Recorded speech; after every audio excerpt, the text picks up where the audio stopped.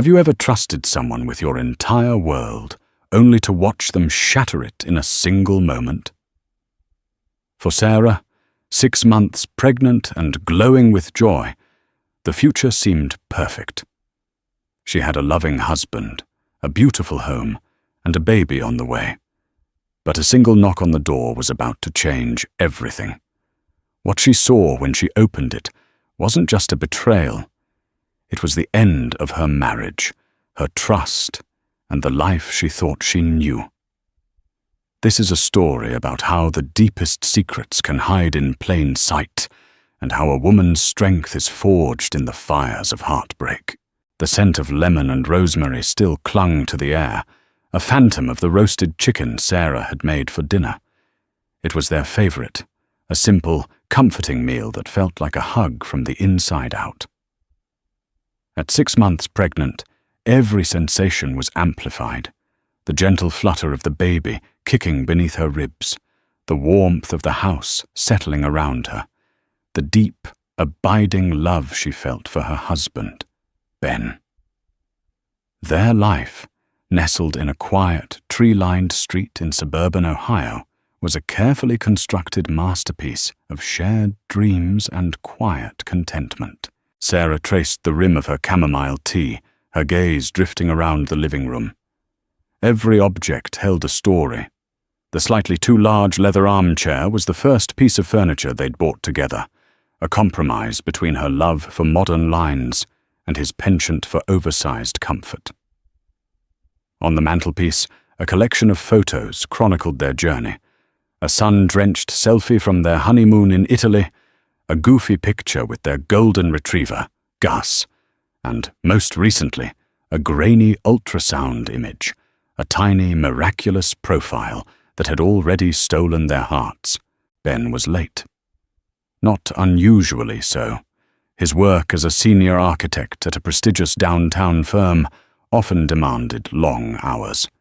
He was driven, ambitious, a man who built futures not just with blueprints and steel, but with a fierce dedication to the life they were creating. She admired his passion, even when it meant quiet dinners alone. Tonight, however, a strange restlessness had settled over her. The baby was particularly active, a tiny acrobat performing a full routine. And Gus whined softly by the door, his tail giving a half-hearted thump against the hardwood floor every few seconds. "He'll be home soon, boy," she murmured, reaching down to scratch behind his ears. Gus leaned into her touch, but his eyes remained fixed on the door. Theirs was a love story that had felt pre-written, a destiny she'd never questioned. They'd met in college, a classic tale of a jock falling for the artsy, introspective girl. Ben, with his easy smile and confident charm, had seen past her quiet exterior to the passionate heart within. He'd made her feel seen, cherished. He was her rock, the steady hand that grounded her when her own anxieties threatened to pull her under. He was the man who held her when she cried over a sad movie, the man who knew her coffee order by heart, the man who whispered promises of forever into her hair as they fell asleep at night. As the clock on the mantel ticked past 9, a sliver of unease pierced through her contentment. He hadn't called. He always called. It was one of their unspoken rules, a small courtesy that meant the world to her. She pulled her phone from her pocket, her thumb hovering over his contact. "Don't be the needy, pregnant wife," she chided herself. He was probably just caught up in a meeting, his phone silenced. She pushed herself up from the sofa, the weight of the baby making the simple movement a deliberate effort. A walk around the house might soothe her nerves. She wandered into the nursery, a room painted a soft, gender-neutral sage green. The crib, a beautiful oak piece Ben had spent an entire weekend assembling, stood against the far wall. Tiny, impossibly small clothes were neatly folded in the dresser. She ran her hand over a soft, yellow onesie, embroidered with a little duckling. A wave of love, so fierce and protective it took her breath away, washed over her. This baby, their baby, was the culmination of everything they were, everything they hoped to be. It was then that she heard it, the low rumble of a car engine idling outside. But it wasn't the familiar, throaty purr of Ben's Audi. This was a deeper, less refined sound. Gus let out a sharp bark, his body tensing. Sarah's heart began to beat a little faster. She moved to the front window, peering through a gap in the curtains. A sleek, black sedan she didn't recognize was parked at their curb. The engine cut out and the headlights dimmed, plunging the street back into its sleepy, suburban quiet. For a moment, nothing happened. Then, the passenger door opened.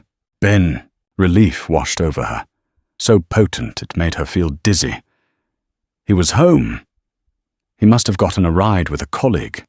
She was being silly, letting her pregnancy hormones get the best of her. She turned from the window, a smile already forming on her lips, ready to greet him with a playful scolding for not calling. But then she heard another car door open, the driver's side. A woman emerged.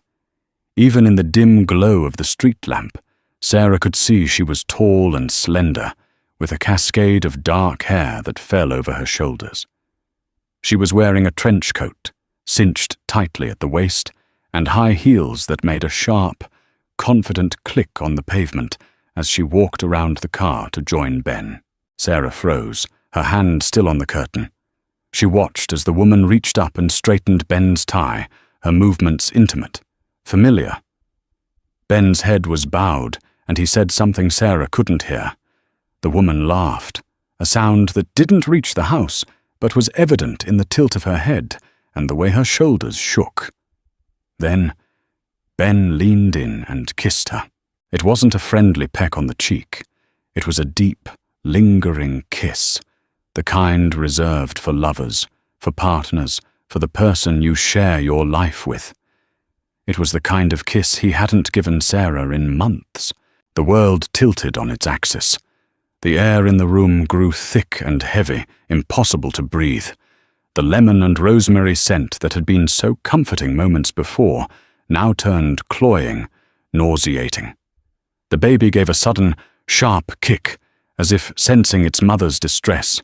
Sarah's mind struggled to process what her eyes were seeing. It was a scene from a movie, a nightmare. It couldn't be real. Not her Ben. Not their life. There had to be an explanation, a misunderstanding, a trick of the light. But there was no mistaking the way he placed his hand on the small of the woman's back, guiding her toward the house.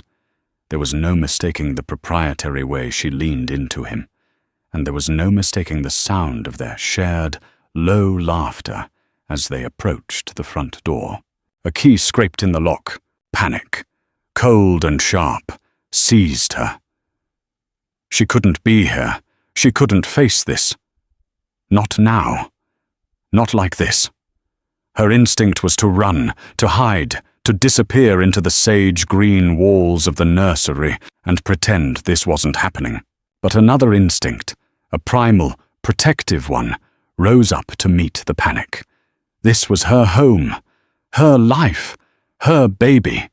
She would not cower in the shadows while her world was being dismantled on her doorstep. Her feet, heavy as lead, carried her from the window, through the living room, and into the entryway. Her hand was on the doorknob, her knuckles white. She could hear their voices now, muffled, but clear through the wood. Just for a minute, the woman's voice, smooth as silk. I want to see it.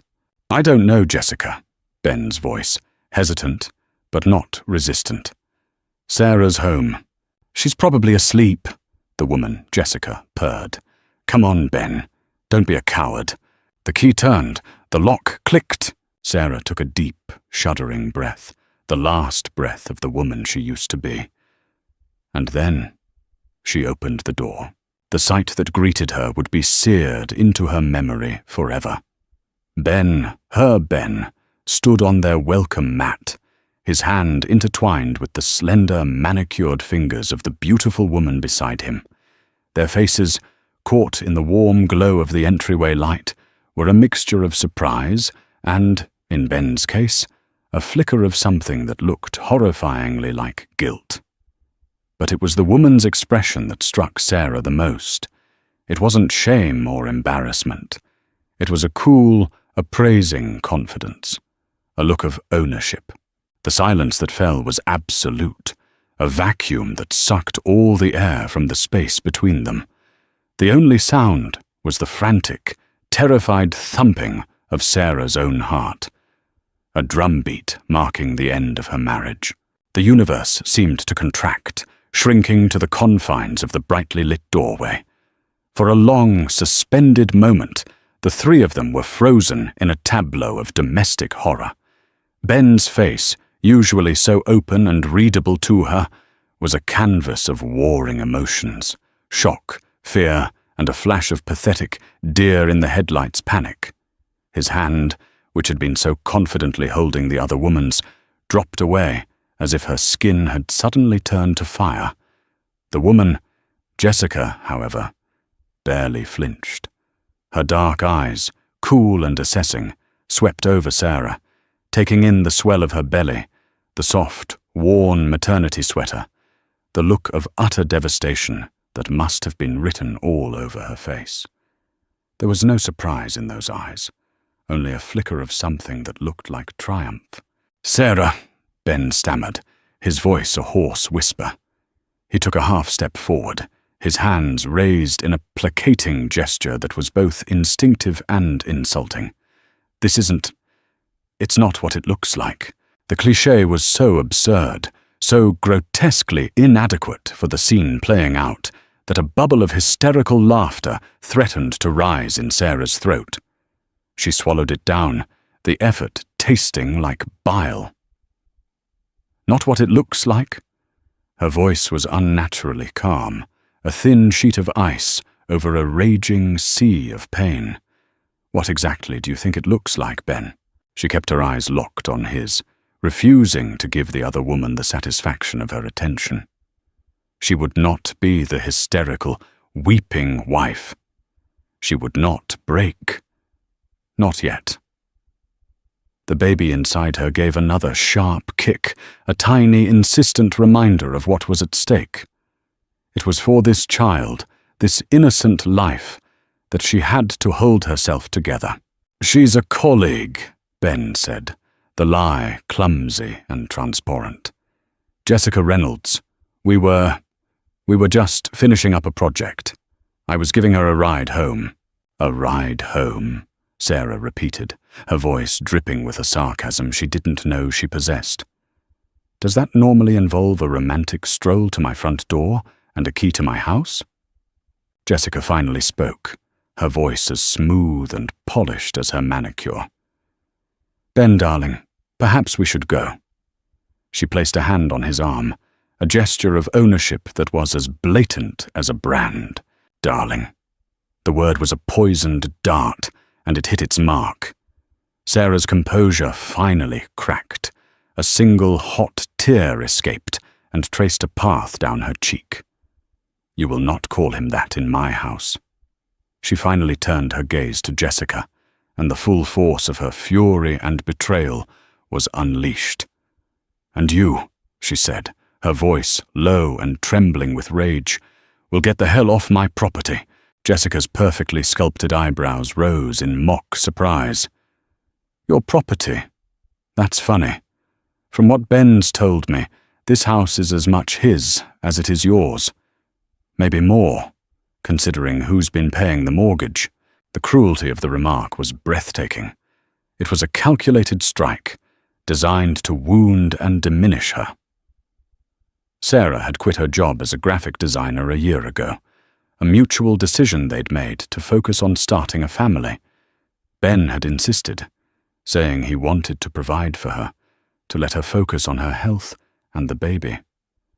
Now, that loving gesture was being twisted into a weapon against her. The power imbalance in their relationship, something she had never truly felt before, was suddenly stark and terrifying. He held all the cards, the income, the career, and now, apparently, the secrets. "Get out!" Sarah repeated, her voice shaking but firm. Ben, finally seeming to grasp the severity of the situation, turned to Jessica. "You should go," he said, his voice low. Now, Jessica gave him a look of pure disdain, a silent communication passing between them that spoke of shared secrets and broken promises. With a final, contemptuous glance at Sarah, she turned on her heel and walked back to her car, her heels clicking a sharp, defiant rhythm on the pavement. The moment the car door slammed shut, the fragile dam of Sarah's control broke. The silence in the entryway was deafening, filled with the unspoken words, the years of lies that had led them to this moment. Ben stood there, looking lost and broken, but Sarah could find no pity in her heart. All she could see was the ghost of his kiss with another woman, the casual intimacy of her hand on his tie. "How long?" she asked, the words tearing from her throat. "Sarah, please," he begged, stepping toward her. "Let's go inside. We can talk about this." "Don't touch me," she cried, recoiling as if he were a stranger. And in that moment, he was. The man she had loved, the man she had built a life with, had vanished. In his place was a liar, a cheat, a man who could look her in the eye day after day while living a double life. "How long, Ben?" she demanded again, her voice rising. He flinched, running a hand through his hair in a gesture of distress she now saw as pure performance. He couldn't even look at her. His eyes darted around the entryway, landing on the photo on the console table, the two of them smiling on their wedding day. He finally sighed, a sound of utter defeat. A little over a year. A year. The word hit her with the force of a physical blow. A year. 12 months. 365 days of lies, while they were trying for a baby. While she was going through fertility treatments, the hope and heartbreak of each month, a shared burden she thought they were carrying together. While she was finally, miraculously, pregnant with their child. He had been with another woman. The sheer scale of the deception was incomprehensible. It wasn't a one-night mistake, a moment of weakness. It was a calculated long-term betrayal. Every late night at the office, every business trip, every loving word, every tender touch was now tainted, a lie layered upon a lie. "A year," she whispered, the words tasting like ash. "You brought her to our home." It wasn't a question. It was a statement of fact, a realization that the sanctity of their shared space had been violated long before tonight. "No, not like that," he said quickly. "She's never been inside, I swear. But you were going to bring her inside tonight, weren't you?" she shot back. If I had been asleep, as she so helpfully suggested, he had no answer. The guilt was written all over his face, a confession more damning than any words. The fight drained out of her, replaced by a profound, bone-deep weariness. The anger was still there, a hot, molten core in the pit of her stomach, but it was overshadowed by an overwhelming sense of loss. The future she had so carefully mapped out, the family dinners, the first steps, the Christmases and birthdays, had been erased. "You need to pack a bag," she said, her voice flat, devoid of emotion. He looked up, his eyes wide with disbelief. "What? Sarah, no. We can fix this. We can go to counseling. We can work through this. For the baby. The baby." She let out a short, bitter laugh. "You want to talk about the baby now? Did you think about the baby when you were with her? Did you think about us at all?" "Of course I did," he pleaded, his voice cracking. "I love you, Sarah. I never stopped loving you." "Love?" The word was a mockery. You don't destroy the person you love. You don't lie to them for a year. You don't bring your mistress to the home you share. That's not love, Ben. I don't know what it is, but it's not love." She turned and walked into the living room, her body moving on autopilot. She couldn't stand in the entryway a moment longer, in the space where her world had ended. She sank onto the sofa, her hands instinctively going to her belly, a protective shield around her child. Ben followed her, his desperation palpable. "Please don't do this. Don't throw away everything we have." "I'm not the one who threw it away," she said, looking up at him, her eyes clear and resolute. The tears had stopped. In their place was a cold, hard certainty. "You made your choice, Ben. You made it every day for the past year. Now I'm making mine." She watched him, the man she had loved more than life itself, and felt nothing but a vast, empty chasm. The power he had held over her, the power of her love and trust, was gone. He had shattered it, and in doing so, he had set her free. It was a terrifying, painful freedom. But it was freedom nonetheless. "I want you gone," she said, her voice steady. "Pack a bag and leave. We can talk about the rest later, through lawyers." The word lawyers hung in the air between them, a final, irrevocable severing of their bond. Ben stared at her, his face ashen. The fight seemed to drain out of him, replaced by a dawning realization that this was real. This was happening. He had broken them, and there was no going back. Without another word, he turned and walked up the stairs. Sarah sat perfectly still, listening to the sounds of him moving around in their bedroom. The opening and closing of drawers, the rustle of clothes. Each sound was a small death. The dismantling of their shared life. 10 minutes later, he came back down, a duffel bag in his hand. He paused at the bottom of the stairs, his eyes pleading with her one last time. But Sarah's face was a mask of stone. She would not give him the absolution he so desperately wanted. He walked to the door, his shoulders slumped in defeat. He opened it, then paused, his hand on the knob. "I am so sorry, Sarah," he whispered. She didn't answer. She just stared straight ahead, at the wall of photos that chronicled a life that no longer existed.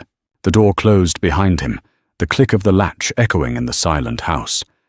And Sarah, finally alone, wrapped her arms around her belly and began to sob. They were not the tears of a woman who had lost her husband. They were the tears of a woman who had lost herself. The drive was a blur. Sarah couldn't remember making the conscious decision to leave, only the visceral need to escape the four walls that had become a prison of memories. The sage-green nursery, once a sanctuary of hope, now felt like a monument to her naivety. The leather armchair, the photos on the mantel, the scent of rosemary and lemon, everything was tainted, poisoned by the truth. She had thrown a few essentials into an overnight bag, her movements jerky and robotic, and called her older sister, Rachel. "Can I come stay?" she'd asked, her voice a raw, broken thing. There was no hesitation, no probing questions, just a simple, immediate, "Of course, the spare room is always ready for you. Drive safe." Now, navigating the familiar highway that led from her quiet suburban street to the bustling city of Columbus, Sarah felt a profound sense of dislocation. The world outside her car continued on as normal. Headlights streamed past. Billboards advertised smiling families and dream vacations. The radio played a cheerful pop song. It was a surreal contrast to the wreckage of her inner world. She was a ghost, haunting her own life, invisible to the oblivious people around her. Rachel lived in a charming, slightly chaotic brick duplex in the heart of the short north, a vibrant arts district that was a world away from Sarah's manicured lawns and quiet cul-de-sacs. When Sarah pulled up to the curb, Rachel was already on the porch, a silhouette of unwavering support against the bright lights of a nearby gallery. The moment Sarah stepped out of the car, Rachel's arms were around her. She didn't say a word, just held her sister in a fierce, protective embrace. In that silent hug, Sarah finally allowed herself to feel the full weight of her grief. The strength she had summoned to confront Ben, to throw him out of her house, crumbled into dust. She clung to Rachel, her body racked with sobs, the raw, primal sounds of a heart breaking. "I know," Rachel murmured, her hand stroking Sarah's hair. "I know. Let it out. You're safe here." Inside, Rachel's apartment was a reflection of her personality. Warm, eclectic, and filled with life. Books overflowed from shelves, colourful paintings adorned the walls, and a half-finished pottery project sat on a table in the corner. It was a space that buzzed with creative energy, a stark contrast to the sterile perfection Sarah had so carefully curated in her own home. Rachel, a high school art teacher with a practical, no-nonsense approach to life, settled Sarah onto a plush, velvet couch, wrapped a handmade quilt around her shoulders, and pressed a steaming mug of tea into her hands. "Now," Rachel said, sitting opposite her, her expression a mixture of fierce loyalty and deep concern. "Tell me everything." And so, the story spilled out of her. The late night, the strange car, the woman, the kiss, the lies. She recounted the conversation, the hollow words, the year of deceit that had been hiding in plain sight. With each word, the reality of the situation became more concrete, more undeniable. Saying it out loud made it real. Rachel listened without interruption, her anger a palpable force in the room. When Sarah finally fell silent, her voice hoarse from crying, Rachel's eyes were blazing. "I'm going to kill him," she said, her voice a low growl. "I am going to find that spineless, cheating weasel, and I am going to dismantle him, piece by piece." Despite the pain, a small, watery smile touched Sarah's lips. It was so typically Rachel, all fire and fury on her behalf. "Get in line," Sarah whispered. "The house, the mortgage, he threw that in your face?" Rachel asked, her voice laced with disbelief. Sarah nodded, a fresh wave of humiliation washing over her. "He made me feel so small, Rach, like I was nothing more than a dependent, a freeloader in my own home. The whole time he was telling me he wanted to take care of me, to provide for us. He was building this narrative with her.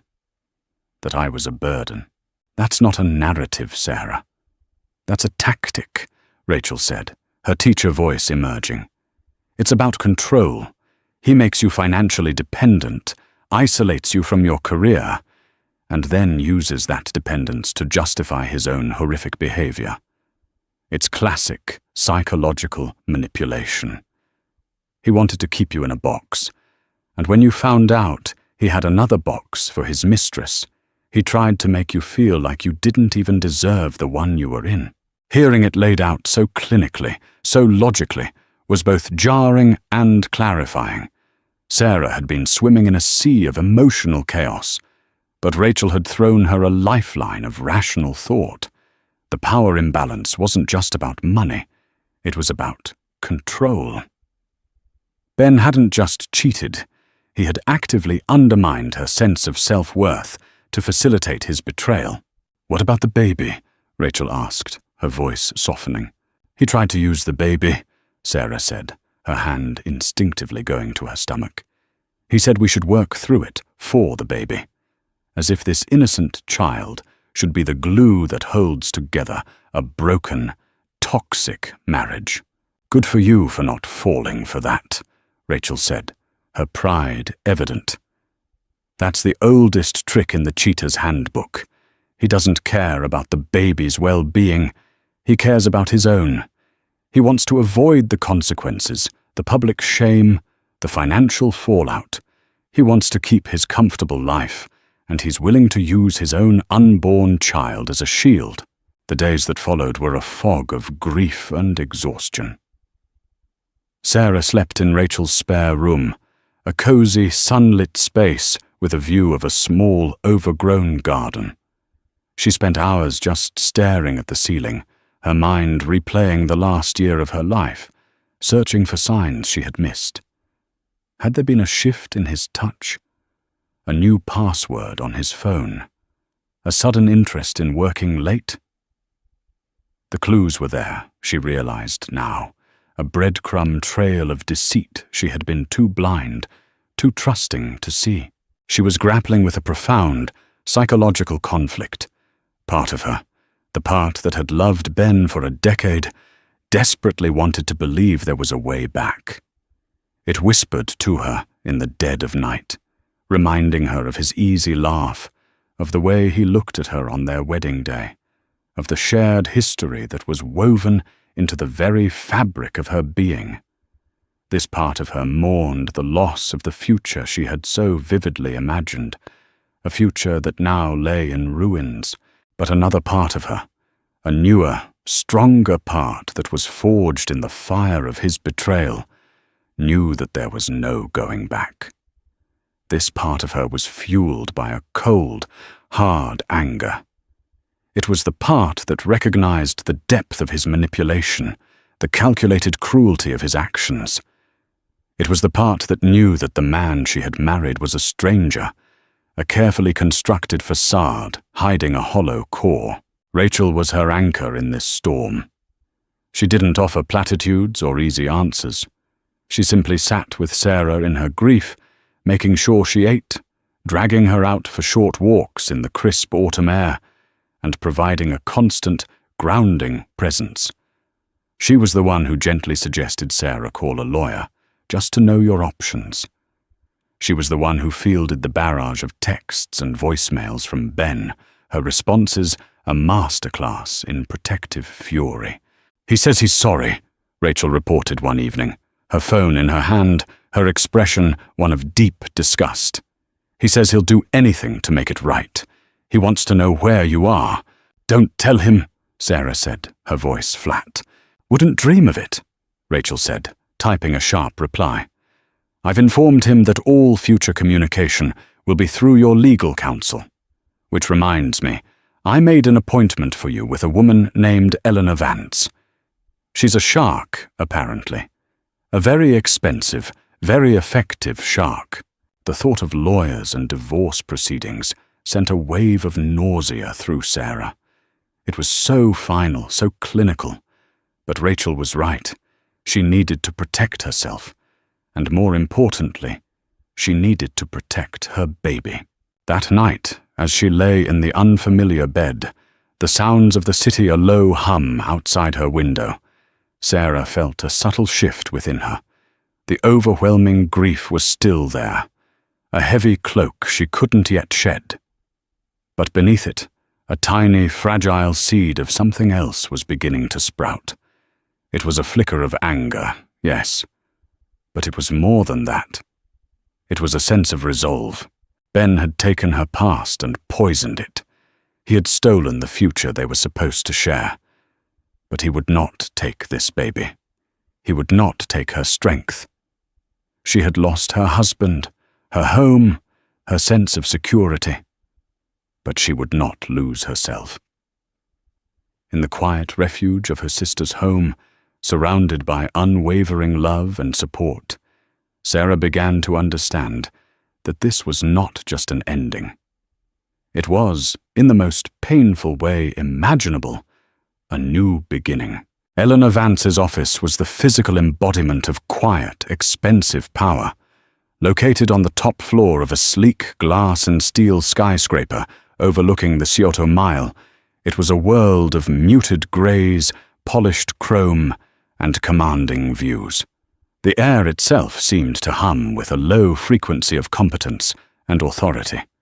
Eleanor, a woman in her late 50s with sharp, intelligent eyes, and a salt-and-pepper bob that was as precise as her legal arguments, did not waste time with pleasantries. "Rachel told me the broad strokes," she said, her voice calm and measured as she gestured for Sarah to sit in a leather chair that was surprisingly comfortable. "I'm sorry for what you're going through. Now tell me everything, and don't leave out a single detail.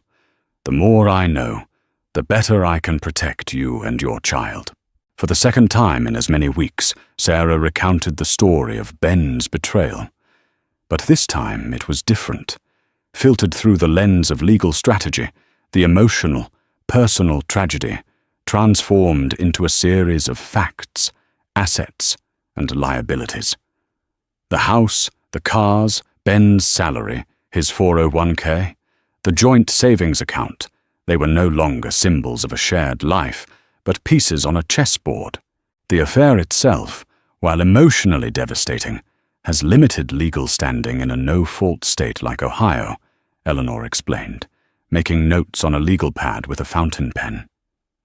But his behavior, his financial control, his attempt to bring the other woman into the marital home, that speaks to character. And character can be very important when it comes to determining spousal and child support. She paused, her sharp gaze meeting Sarah's. "He's been trying to contact you." "Constantly," Sarah said, her voice weary. "Texts, emails, voicemails. He even sent flowers to Rachel's place. I don't know how he found the address." "He's trying to control the narrative," Eleanor said, nodding. "He wants to get to you before you have time to think, to build a case. He wants to play on your history, your emotions. He wants you to believe this is a simple mistake that can be fixed with apologies and promises. Do not engage.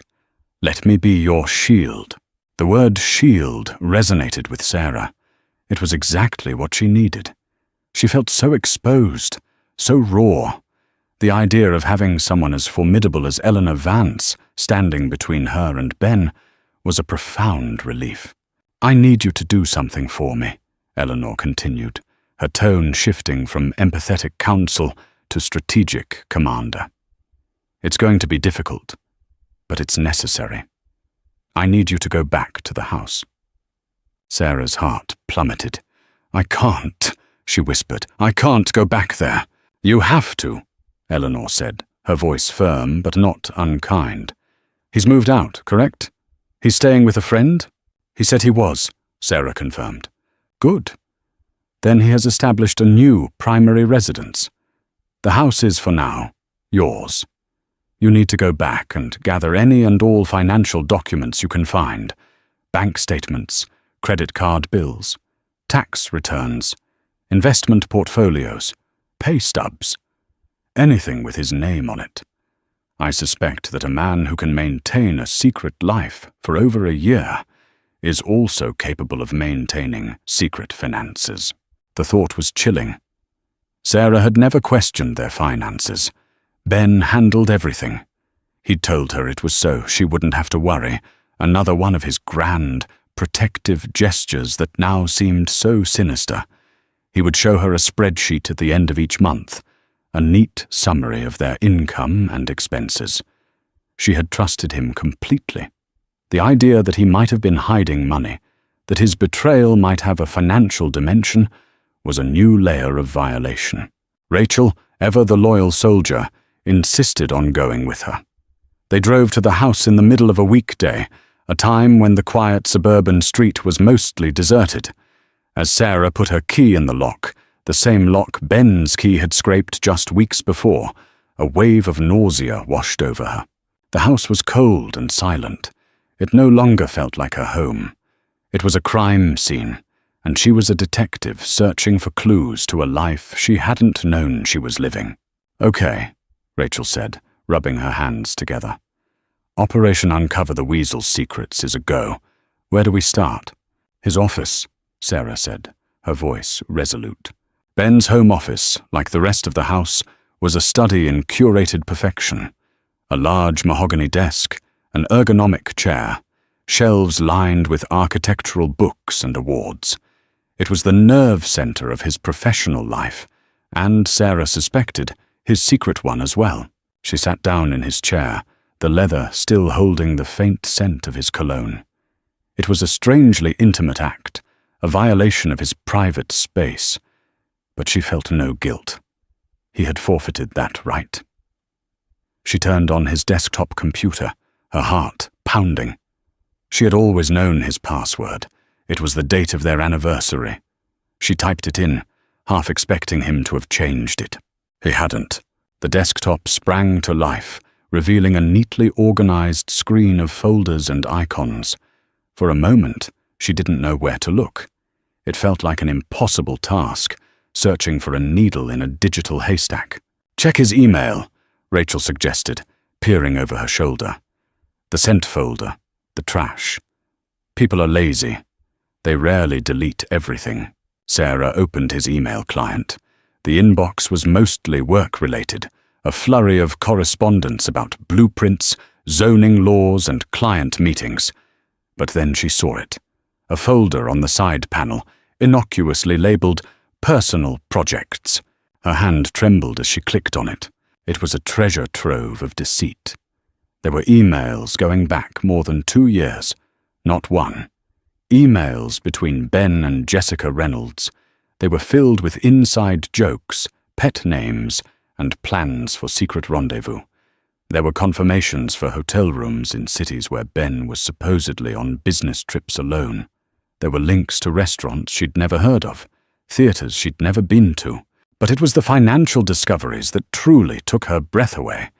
Tucked within the emails were PDF attachments of credit card statements for an account Sarah had never known existed. A card in his name, with a billing address for a P.O. box downtown. The statements were a roadmap of his affair. There were charges for expensive dinners, weekend getaways, and jewelry. A diamond necklace from Tiffany's, purchased just last Christmas, a time when Ben had told her they needed to be frugal because of the baby on the way. He had given her a thoughtful but modest gift, a first edition of her favorite book. "The son of a bitch," Rachel breathed, her voice a low, furious hiss. But there was more. Deeper in the folder, Sarah found a series of emails with a financial advisor. They discussed an investment account, also in Ben's name only.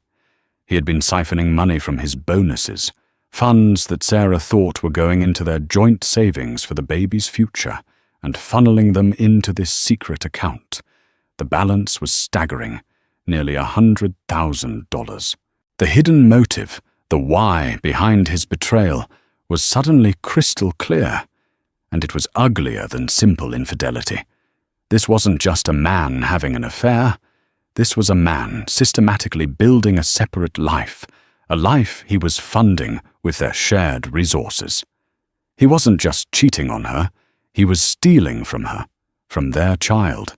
Jessica wasn't just a mistress, she was a co-conspirator in a long-term plan. What was the end game?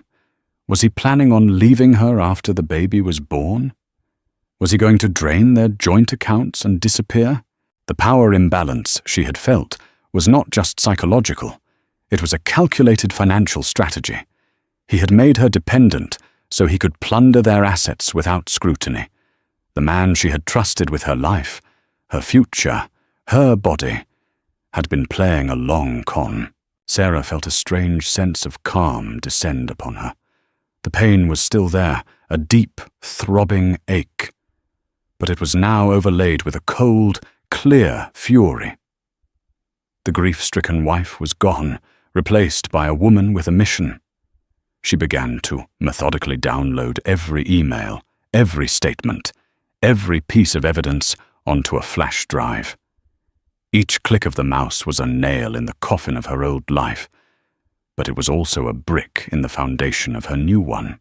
She was no longer just a victim. She was a survivor, and she had the evidence to prove it. As they were about to leave, Sarah's eyes fell on a small, leather-bound journal on the corner of the desk, one she had given him years ago. He had never used it. On a whim, she opened it. The first few pages were blank, but then, tucked into the back pocket, was a single, folded piece of paper. It was a lease agreement for a downtown apartment in both their names, Ben Collins and Jessica Reynolds. It was dated 6 months ago.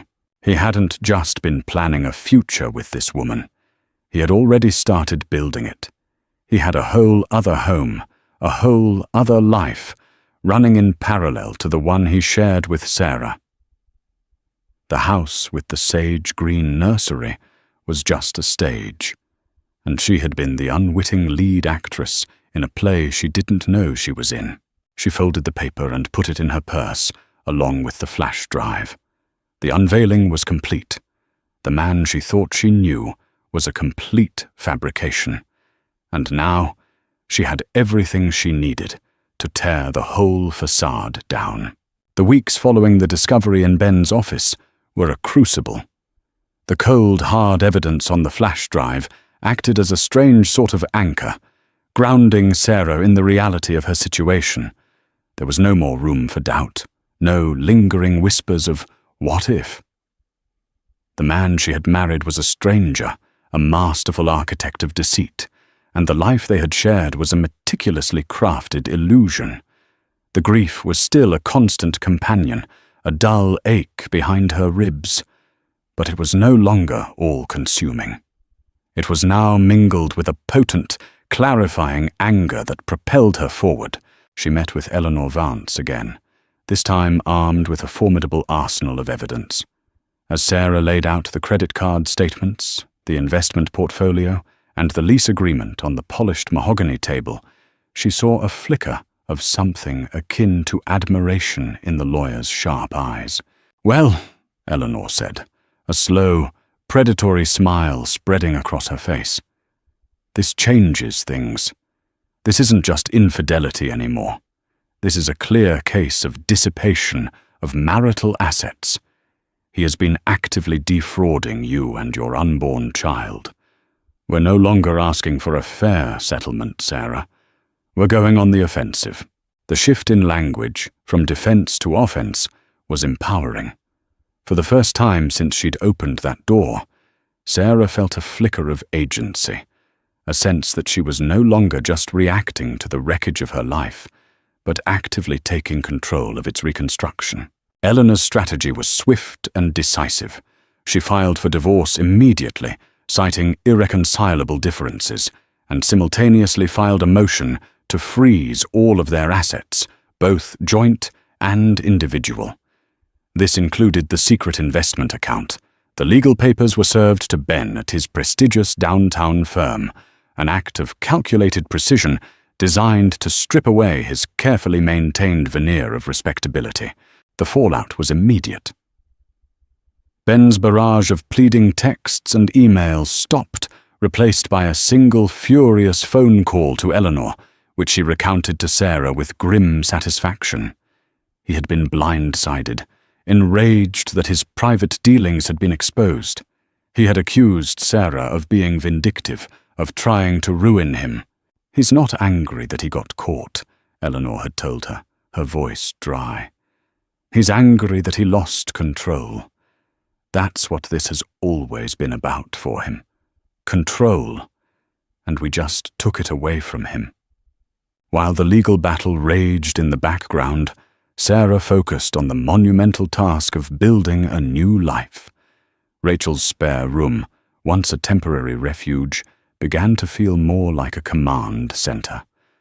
Armed with her laptop and a growing sense of determination, Sarah started to reclaim the parts of herself she had let go of during her marriage. Her first step was to resurrect her career. She had been a talented graphic designer, with a portfolio of freelance work she had been proud of. She spent hours updating her website, crafting a new resume, and reaching out to old contacts.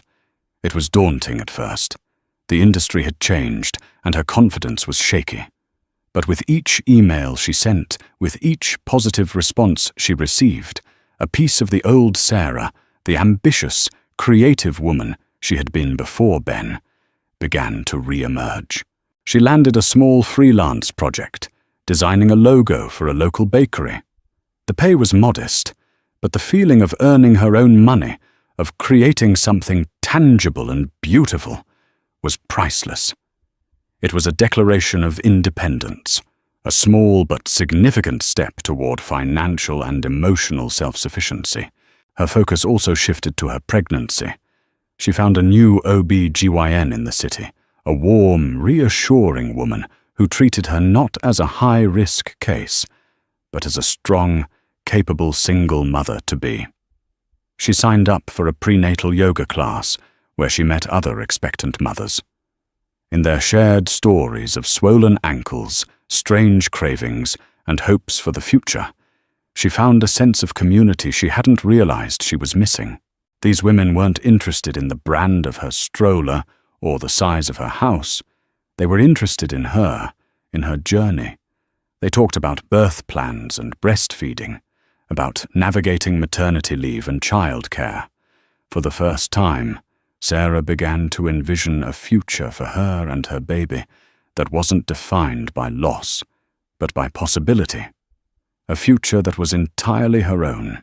One afternoon, as she was sitting in a sunny cafe, sketching out logo ideas for the bakery, her phone buzzed. It was a text from an unknown number. "I think we should talk. I know a place that's quiet." Jessica. Sarah's blood ran cold.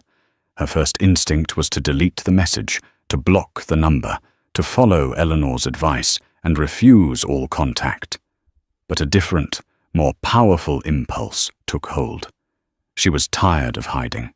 She was tired of being the victim. She had questions, and this woman, the architect of her pain, had the answers. She agreed to meet, choosing the location herself, a busy, public park in the middle of the day. She would not give Jessica the advantage of a private, intimate setting. Jessica was already there, sitting on a bench overlooking a duck pond.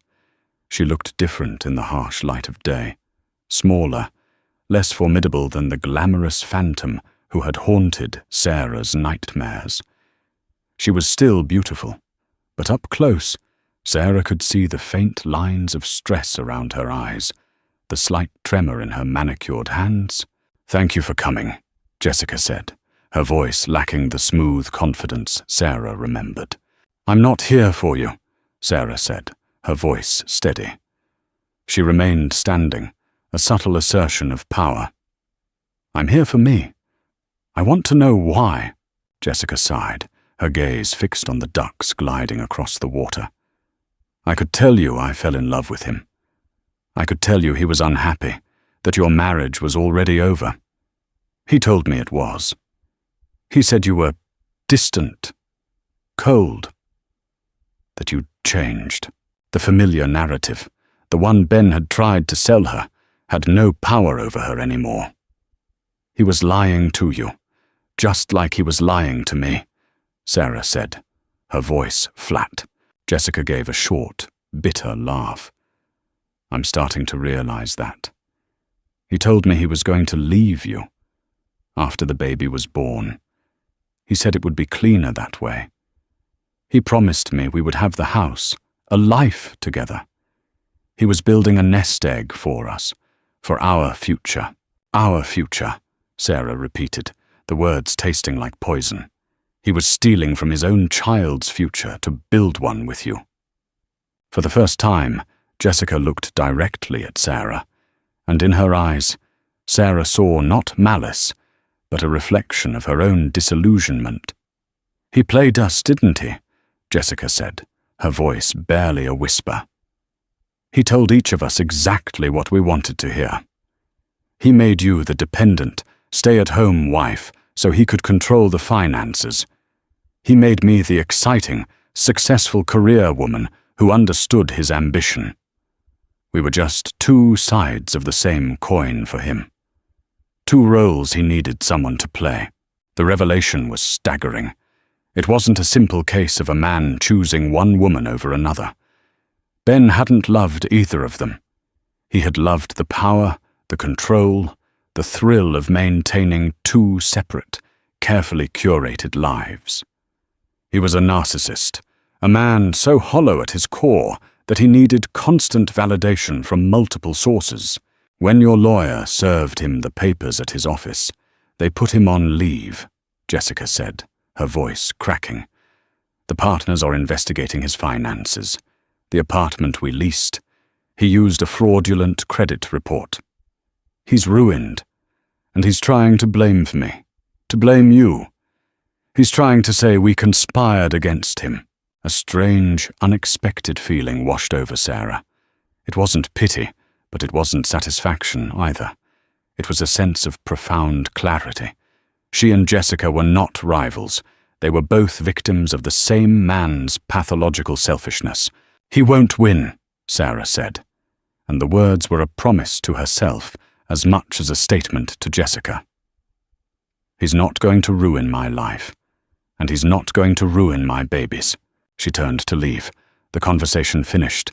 She had gotten what she came for. Not an apology, not an explanation, but the final, irrefutable truth. "Sarah," Jessica called out. She had stood up, her face pale. "For what it's worth, I am truly sorry. For my part in all of this, and for your baby." Sarah paused, her back still to the other woman. She thought of the long road ahead, the legal battles, the challenges of single motherhood. But for the first time, she felt a genuine sense of peace.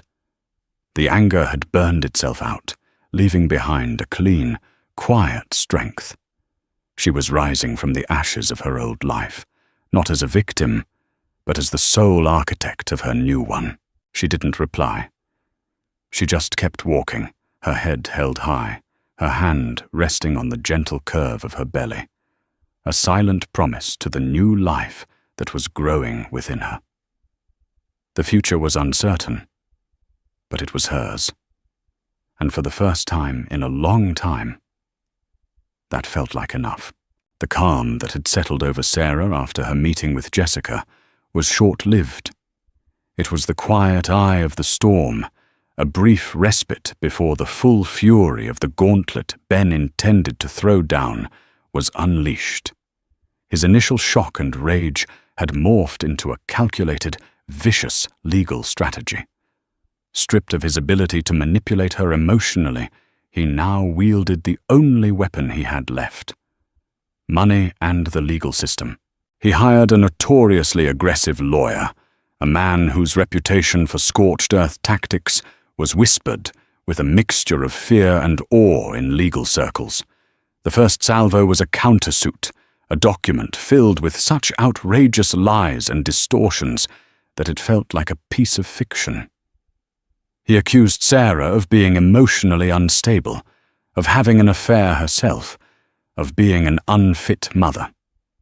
He claimed the money in his secret account was a family inheritance, and that she was a gold digger trying to extort him. He even contested the freeze on his assets, claiming it was preventing him from paying his own living expenses, despite the six-figure salary he still drew while on leave. "It's a classic narcissist's defense," Eleanor Vance explained, her voice a low, steady hum over the phone.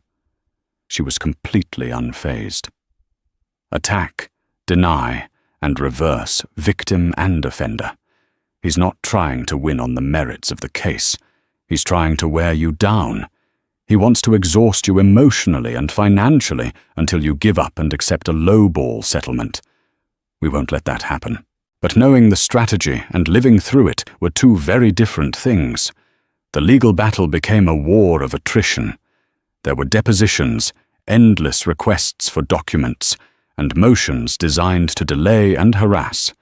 Each legal document that arrived was a fresh assault, a new attempt to rewrite their history and paint her as the villain. The stress began to take a physical toll. Sarah suffered from sleepless nights, her mind racing with anxieties.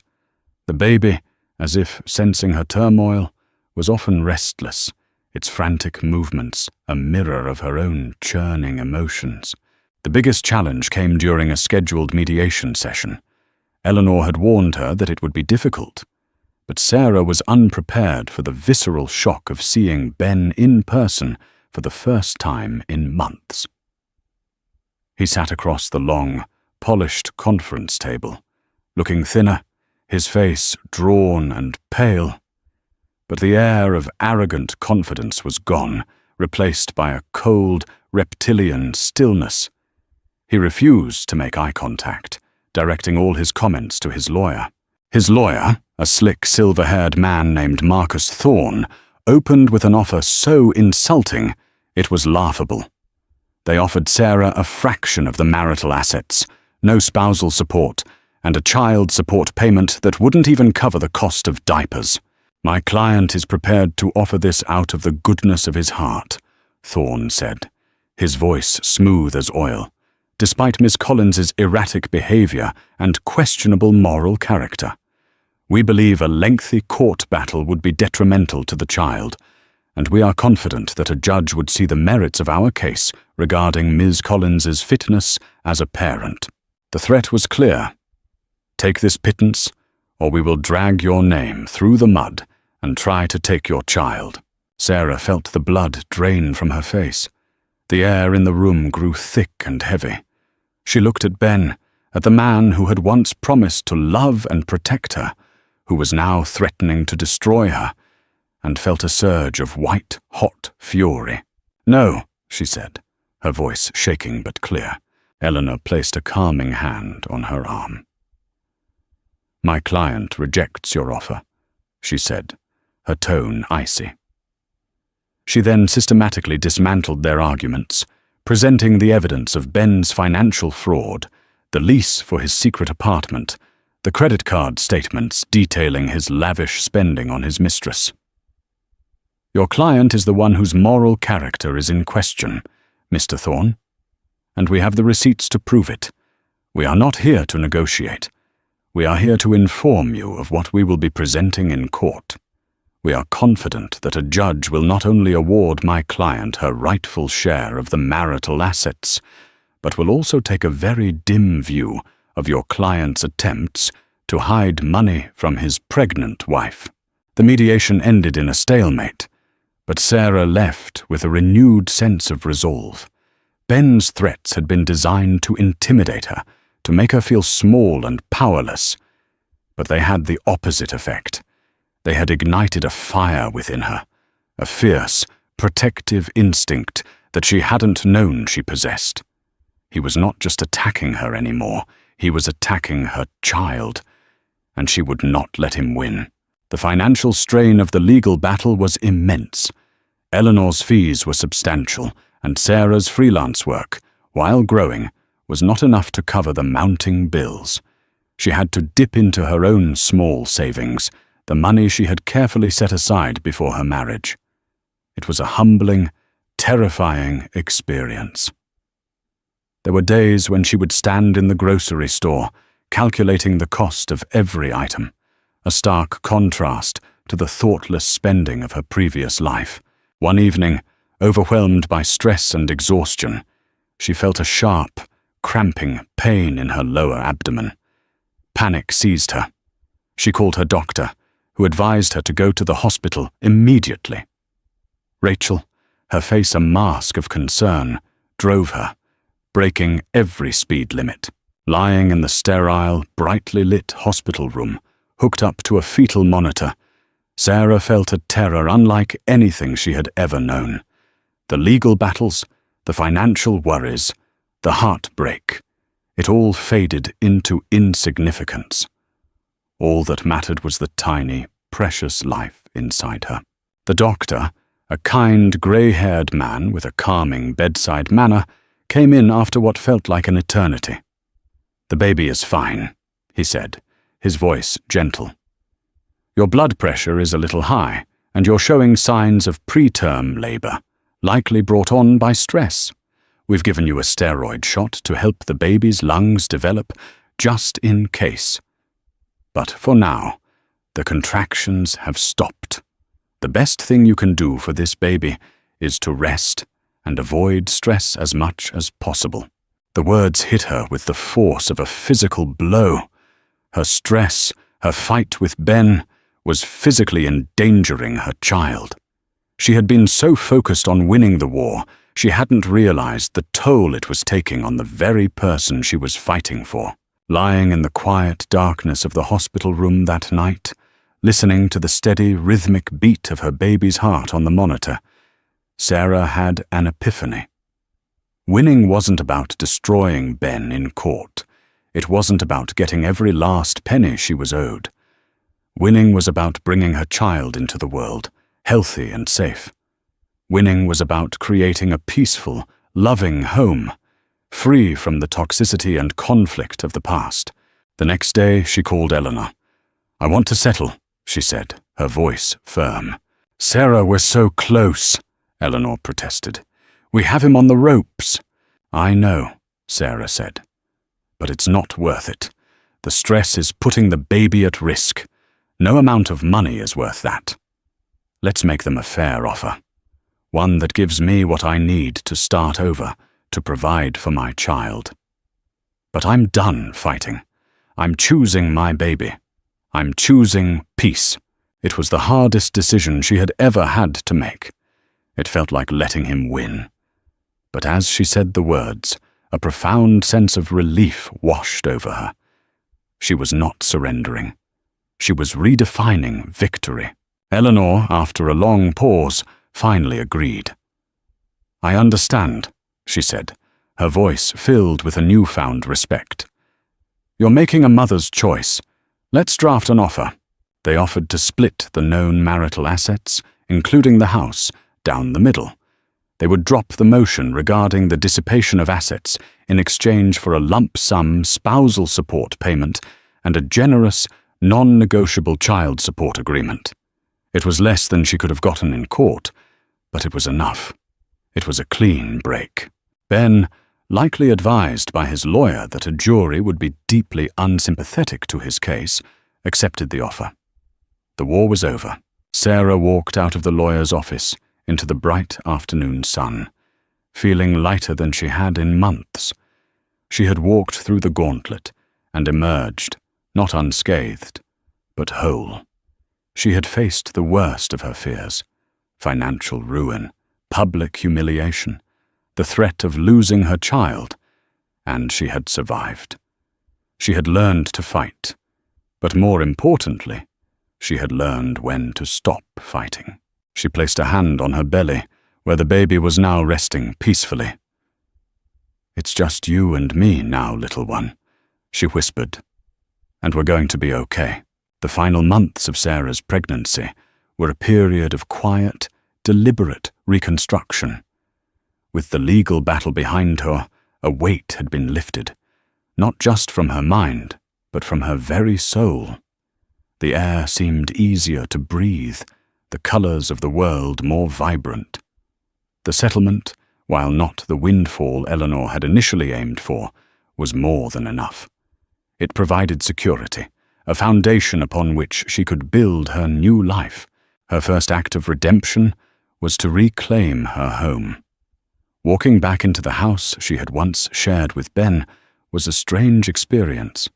It was no longer a crime scene or a battleground, but simply a space, a collection of rooms waiting to be filled with new memories.